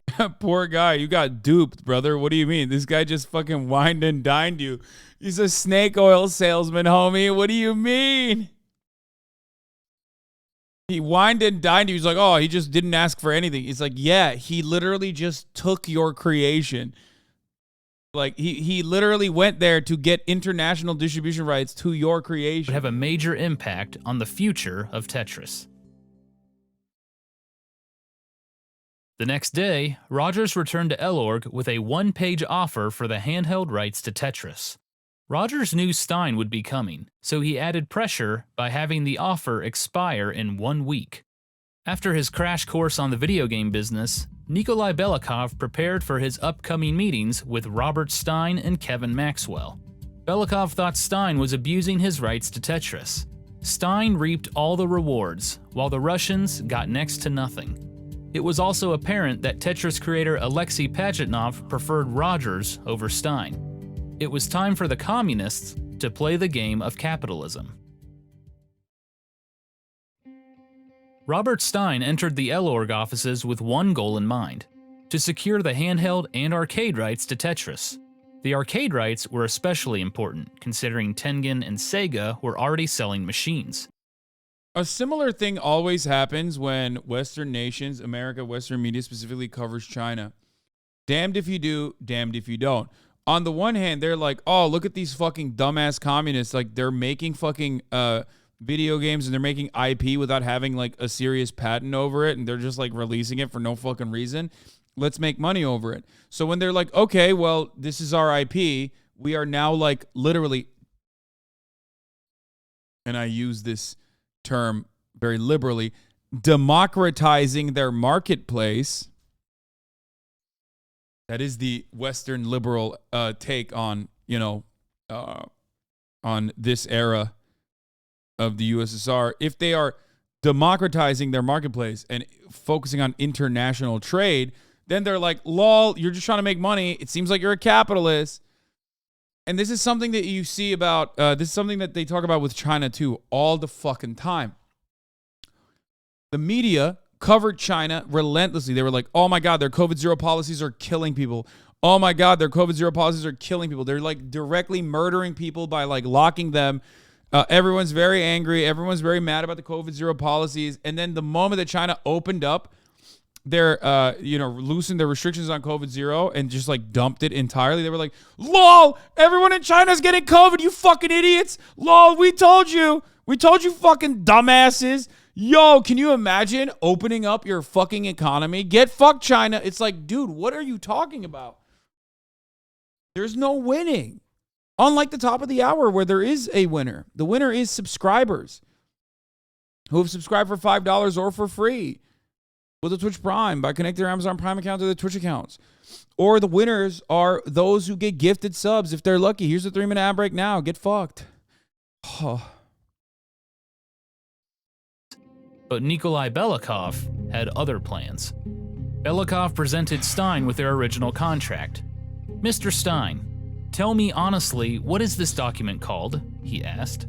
An agreement, replied Stein. It's not an agreement, snapped Belikov. It's a set of some irresponsible phrases or other, under which rights are transferred to one party without compensation for the other. Belikov presented Stein with an amendment to the original contract. Elorg wanted their money, so the amendment detailed penalties for late payment. Belikov refused to negotiate until Stein signed it. Stein agreed to read over the amendment and return in a few days. It wasn't the friendliest meeting, but Stein was confident that once all of this was smoothed over, he would secure the handheld and arcade rights. Belikov's next meeting was with Kevin Maxwell, the son of Maxwell Corporation owner Robert Maxwell. And brother of Ghislaine Maxwell. Why didn't he talk? Oh, this was 5 years ago. I guess like that makes sense.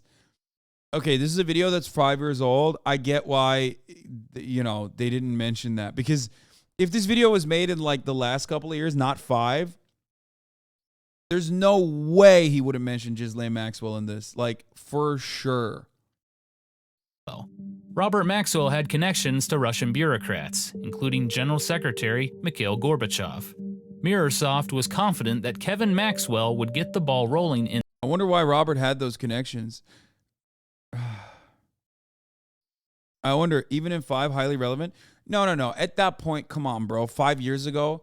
Come on, dog. We're talking 2018. No shot. Motherfuckers were like not talking about... Like, Ghislaine Maxwell in 2018 was a subject of contention for people like myself, people like Brace. We knew about it, and we talked about Ghislaine Maxwell, but it was nowhere near in like broad cultural relevance until like Jeffrey Epstein's second fucking arrest and subsequent murder suicide.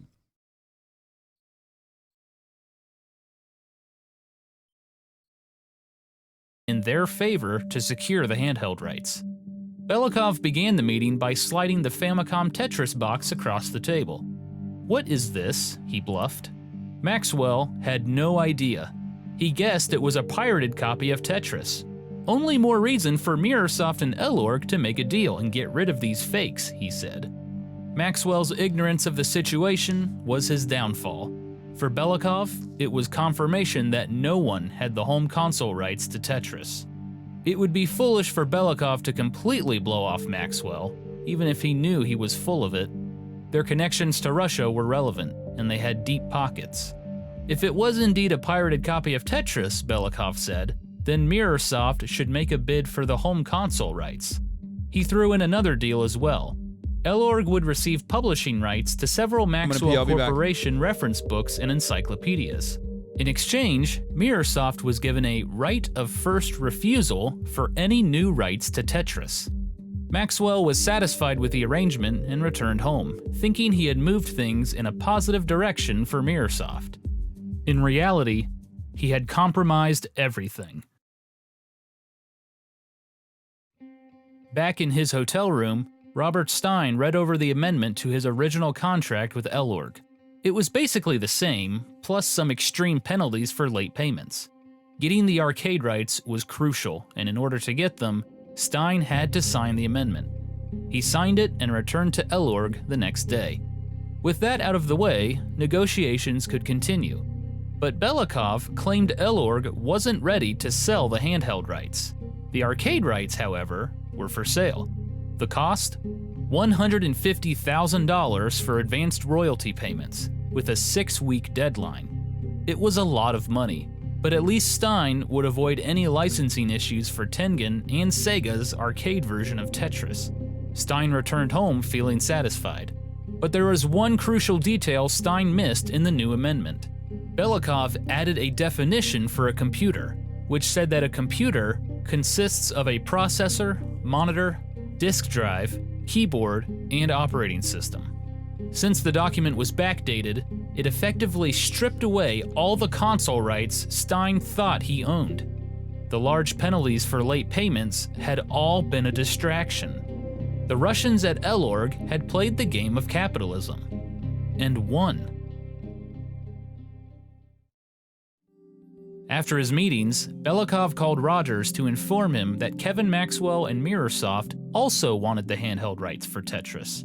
"I can't outbid Maxwell, but I can give you honesty and promise to pay you for each cartridge," said Rogers. Several days later, Rogers presented Elorg with a finalized contract and walked through every detail. It was official. Rogers and Nintendo secured the handheld rights to Tetris for the Game Boy. After signing the contract, Belikov presented Rogers with an offer. Make a bid on the home console rights to Tetris. Rogers knew Nintendo would be interested. Nintendo will outbid any competitor, Rogers said. Belikov asked for an offer in writing within 3 weeks, and with that, the meeting was adjourned. Rogers headed back to Japan. He had no time to spare.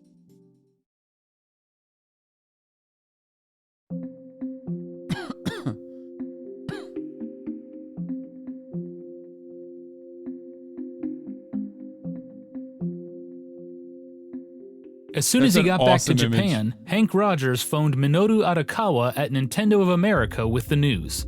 Nintendo not only had the handheld rights to Tetris, but due to contractual issues, they had a chance to snag the home console rights as well. Arakawa relayed the message to Nintendo of America Vice President Howard Lincoln. Lincoln's eyes lit up. This deal could make millions for Nintendo.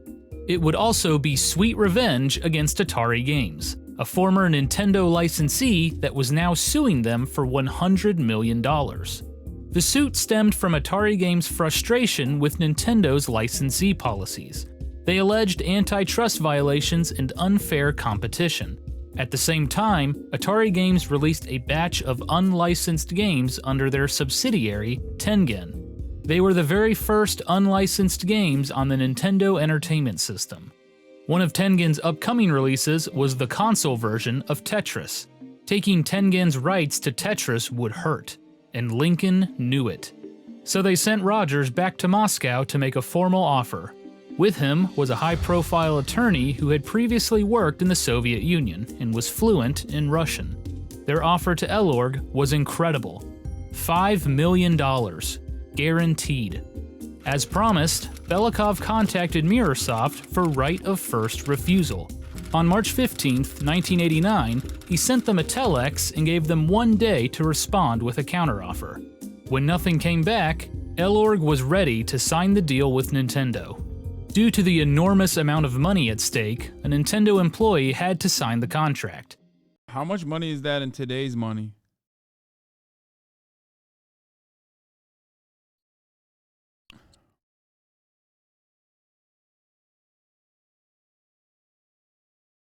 At least 5. 69, 420. Okay, you guys fucking suck, dude. Jesus Christ.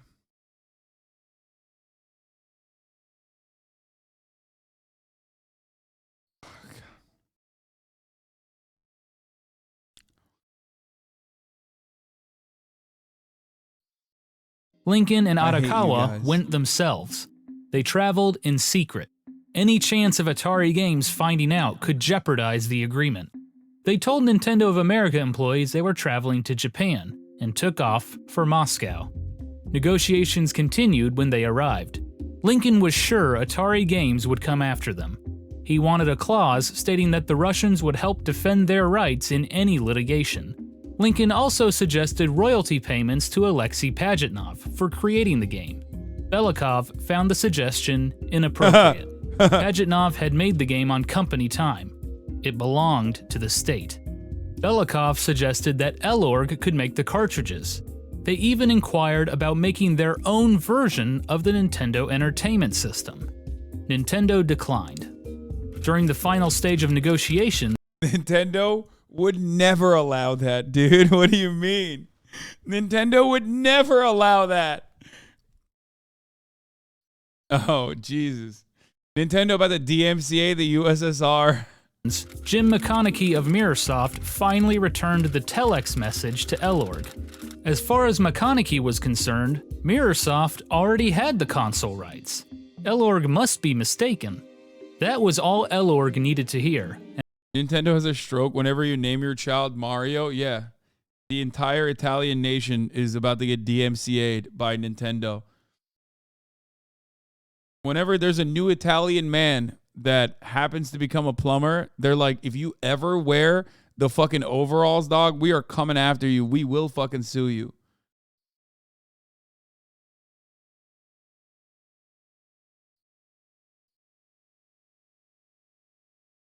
Nintendo licensed the NES to Hyundai. They called it the Hyundai Comboy. Wait, really? Dendy? They did make a Russian NES in the end? No, this is unofficial. Yeah, this is not real, dude. This is like...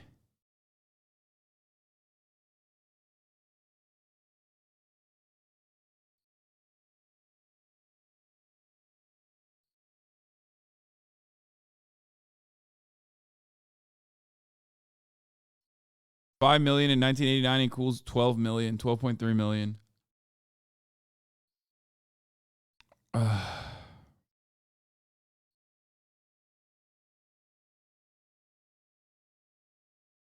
and on March 22, 1989, Nintendo and Elorg signed an agreement for the home console rights to Tetris.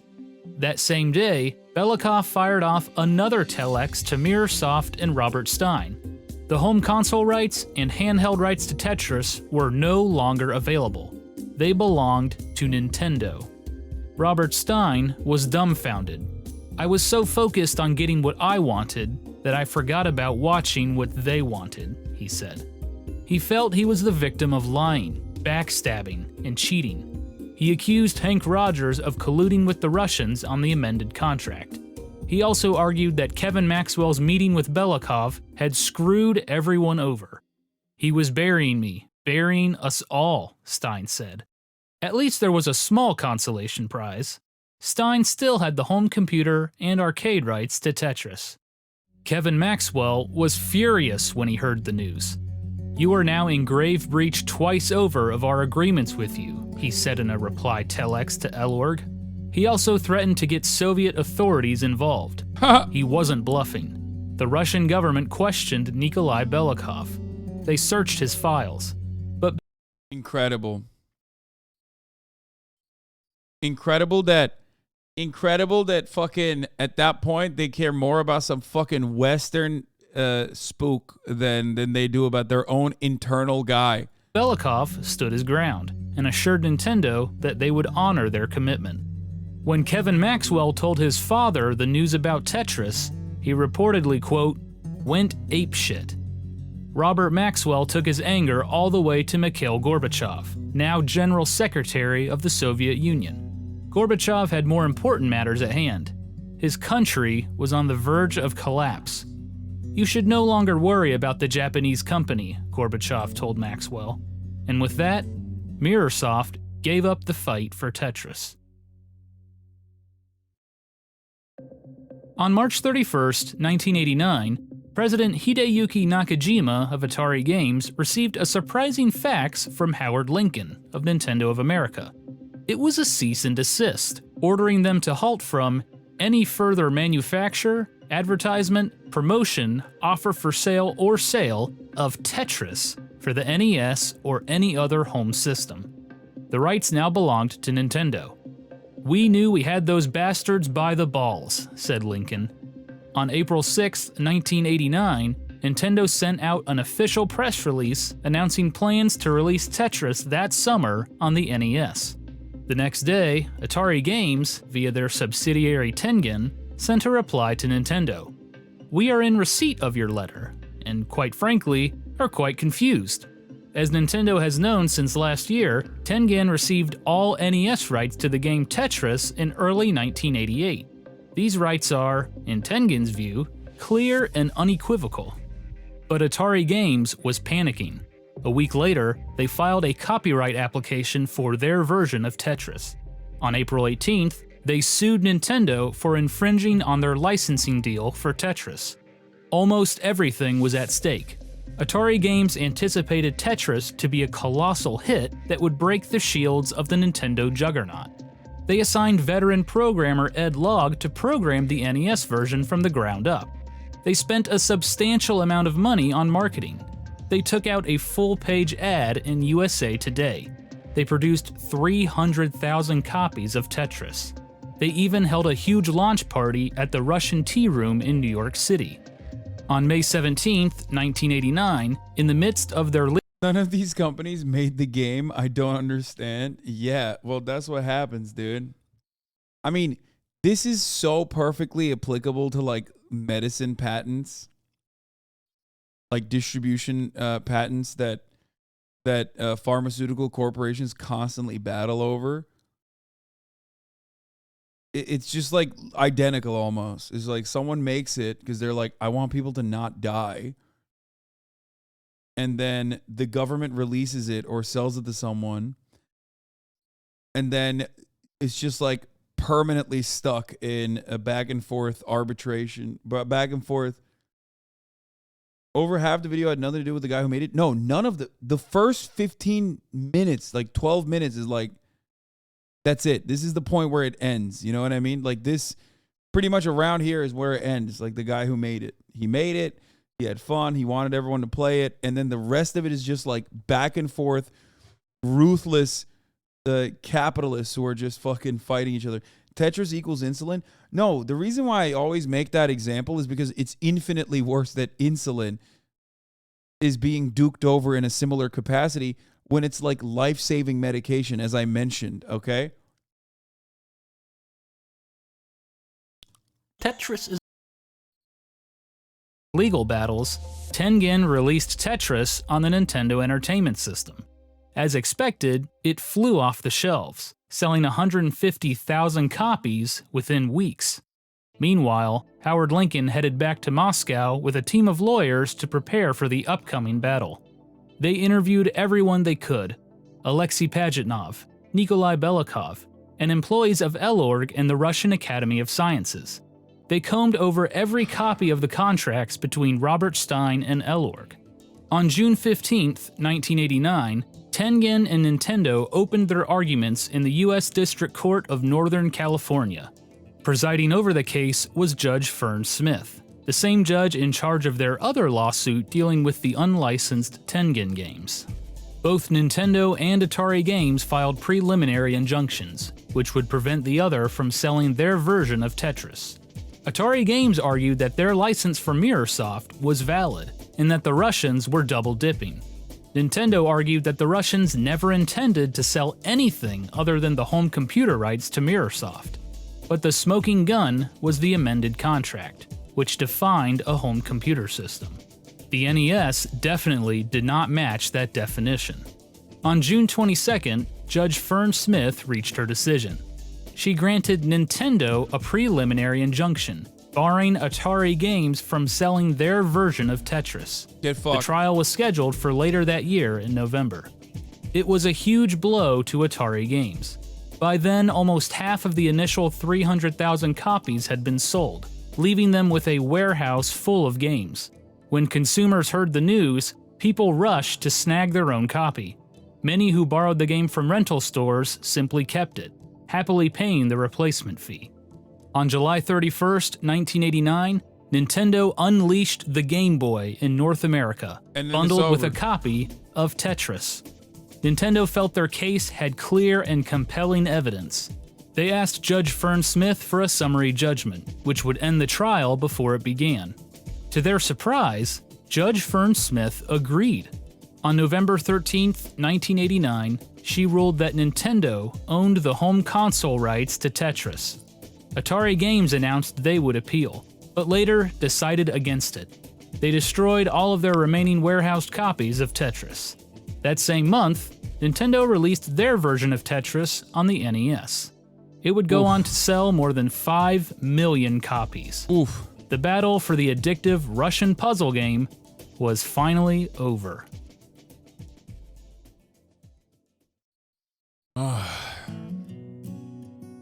Hank Rogers' prediction that Tetris would make the Game Boy appeal to everyone was correct.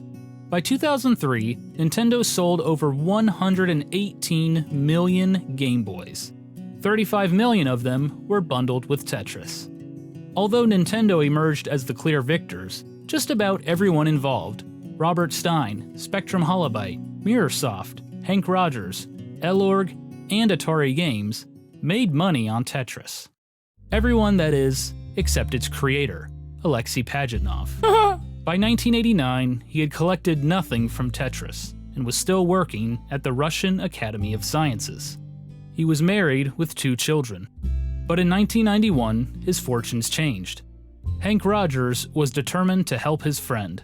The one guy whose life was not absolutely destroyed after the collapse of the USSR. He helped Pajitnov and his family immigrate to the Seattle area, where Pajitnov founded his own software company. In 1995, the rights to Tetris expired, which gave Pajitnov the opportunity to finally cash in on his creation. By that point, Elorg was a private company, still under the direction of Nikolai Belikov. Elorg purchased 50% of the rights to Tetris. Rogers and Pajitnov partnered up and formed the Tetris Company, and purchased the other half. After 13 long years, Alexei Pajitnov finally received royalty payments for his game. To this day, the Tetris franchise has sold more than 170 million games, Jesus fuck. making it the 7th best-selling video game franchise of all time.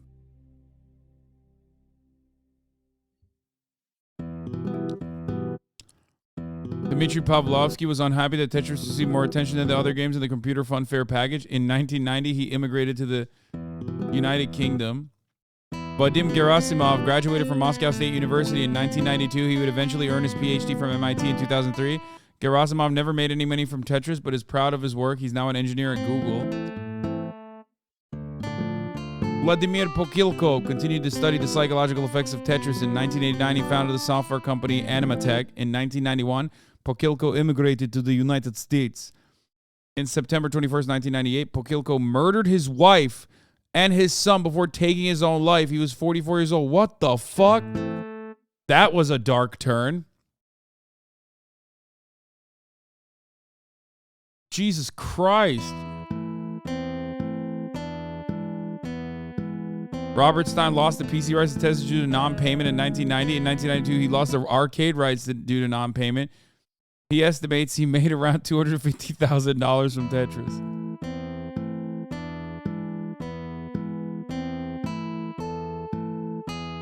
By the way, yeah, that was the guy who tried to stop his workers from playing Tetris. You know what I mean? That was the guy who tried to stop everybody from playing Tetris, you know? That's, make what you will. Look, listen, all I'm saying is, turns out anti-gaming sentiment is maybe not the best, you know what I mean? Robert Maxwell continued to run the Maxwell Communications. His company's were more than $3 billion in debt. It was soon revealed that Maxwell was using employee pension funds to pay off debts. In November of 1991, his naked body was found floating in the Atlantic Ocean. His death was ruled a heart attack combined with accidental drowning. He was murdered.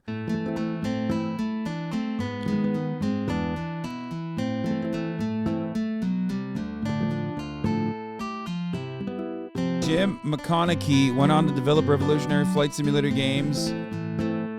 Microsoft acquired Acclaim Entertainment. Wait. He passed away in 2013 due to liver cancer. Bill Adams served as president of Spectrum Holobyte. Worked at Interplay. They would go on to publish several hits, including the Fallout series. He runs his own consulting company based out of Irvine, California. Gilman Louie would eventually become the CEO of Spectrum Holobyte before leaving in 1993. In 1999, he co-founded In-Q-Tel. There's no way. Okay, come on, dog. You can't just say In-Q-Tel, a venture capital firm that invests in companies providing technology to intelligence agencies. Literally CIA. It's CIA's venture capital arm. Come on. And so was Robert Maxwell. There's like two international feds involved in this.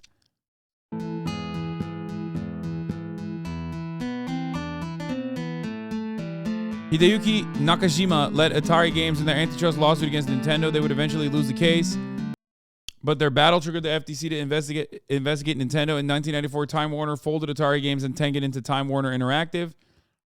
Passed away due to lung cancer. Yamauchi would serve as the president of Nintendo until retiring in 2002. In 1992, he purchased a majority ownership in the Seattle Mariners. He never attended a single game. Miyamoto still works at Nintendo. He's considered one of the greatest video game designers of all time. He's responsible for several popular franchises, including The Legend of Zelda and Super Mario.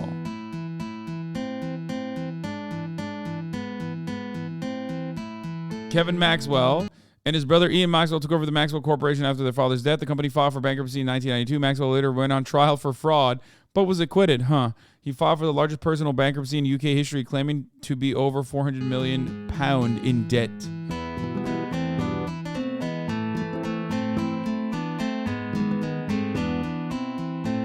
Arakawa served as president of Nintendo until his retirement in January 2002. He currently resides in Hawaii. Chairman of Nintendo America in 1994-99. Appointed CEO of Seattle Mariners baseball team. He was instrumental in bringing over the Japanese superstar Ichiro Suzuki. However, the team never saw major success. In 2016, Nintendo sold their majority ownership of the Mariners. Lincoln resigned as CEO.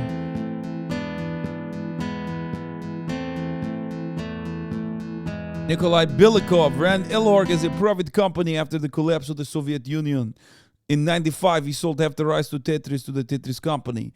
In 2005, he sold his half of the Tetris shares back to the Tetris company for $15 million.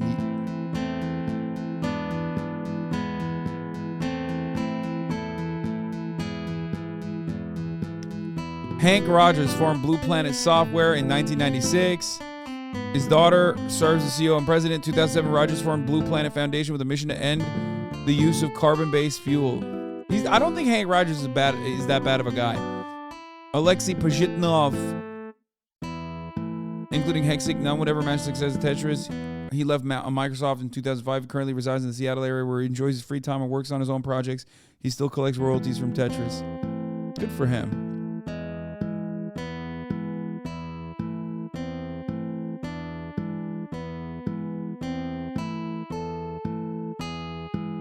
Wow. This was a great video, dude. Holy shit, Gaming Historian. What a fucking epic video.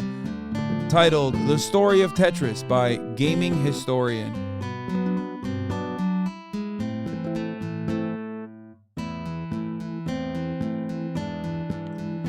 Funding for Gaming Historian is provided in part by supporters on Patreon. Thank you. Drizzy Drake.